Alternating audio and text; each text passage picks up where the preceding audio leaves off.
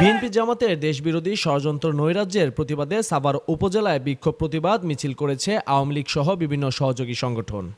এইসব মিছিলে নেতৃবৃন্দ বলেন, প্রধানমন্ত্রী শেখ হাসিনার উন্নয়নকে বাধাগ্রস্ত করতে সারা দেশে কোটা আন্দোলনকে পুঁজি করে বিএনপি জামাত নৈরাজ্যের সৃষ্টি করেছে। আওয়ামী লীগ সরকারকে উৎখান করতে বিএনপি জামাত ষড়যন্ত্র করে যাচ্ছে। শুক্রবার দুপুরে জুমার নামাজের পর উপজেলা পরিষদ চত্বর থেকে উপজেলা আওয়ামী লীগের সাধারণ সম্পাদক মঞ্জু আলম রাজীবের নেতৃত্বে একটি বিক্ষোভ মিছিল বের করেন নেতাকর্মীরা।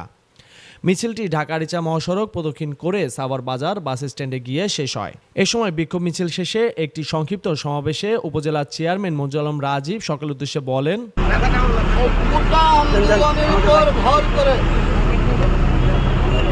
যারা বাংলাদেশের স্বাধীনতার বিরুদ্ধে 1971 সালে আরে সাতটি বাঙালি যখন নিজের জীবন বাজি রেখে মুক্তি সংগ্রামে বাংলাদেশের স্বাধীনতার জন্য বুকের রক্তে রক্ত দেওয়ার জন্য মুক্তিযুদ্ধে গিয়েছিল, তখন এই আলবদর রাজাকার জামাত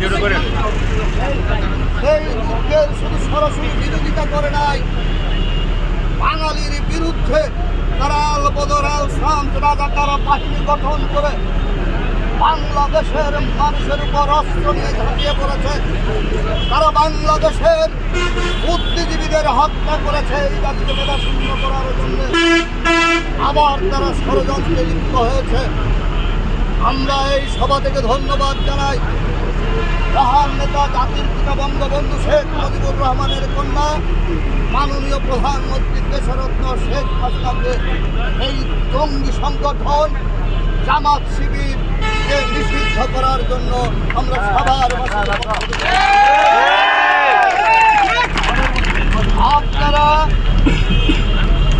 সকলে এই সাভার উপজেলার পৌরসভার সকল মানুষ সম্মানিত নাগরিক আজকে জেগে উঠেছে, এজন্য আপনাদের অনেক ধন্যবাদ জানাই। আমি এই সংক্ষিপ্ত সভা থেকে আপনাদের অনুরোধ করব, আপনারা সদা জাগ্রত থাকবেন যে পর্যন্ত এই জঙ্গি গোষ্ঠী জামাত শিবির পুরোপুরি নিধন না হবে সেই পর্যন্ত আমরা যে কোনো ট্যাক্স করে আমরা প্রস্তুত থাকব।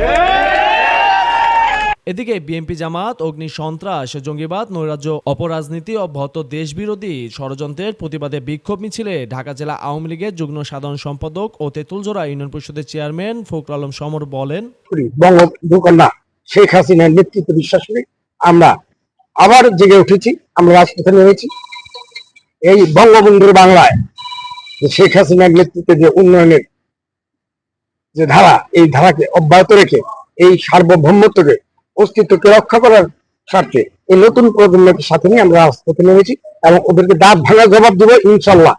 যতক্ষণ না পর্যন্ত এই স্বাধীন বাংলাদেশ থেকে ওদেরকে নির্মূল না করতে পারি ততক্ষণ আমরা এই বাংলার মাটিতে কাজ করব এবং সকল দেশপ্রেমিক মানুষের প্রতি আহ্বান থাকবে, আসুন দেশটি মায়ের মতো, আমরা দেশকে মাকে যেরকম ভালোবাসি, দেশকে আমরা দেশের স্বাধীনতাকে ভালোবাসি, আসুন এই দেশের সার্বভৌমত্ব, দেশের স্বাধীনতা, লাল সবুজের পতাকাকে রক্ষা করার জন্য সকলেই যার যার অবস্থান থেকে আমরা যেভাবে পারি আমরা কাজ করি। আসলে ষড়যন্ত্র তো যুগে যুগে চলে আসছে, কোটা আন্দোলনের কোনো বিষয় ছিল না। আমি মনে জাতির পিতার কন্যা মাননীয় প্রধানমন্ত্রী এই যে কোটা প্রথা তিনি ব্যক্তিগতভাবে এটা পছন্দ করেন না এবং তিনি তুলে দেওয়ার পক্ষে ছিলেন বহু আগে থেকে।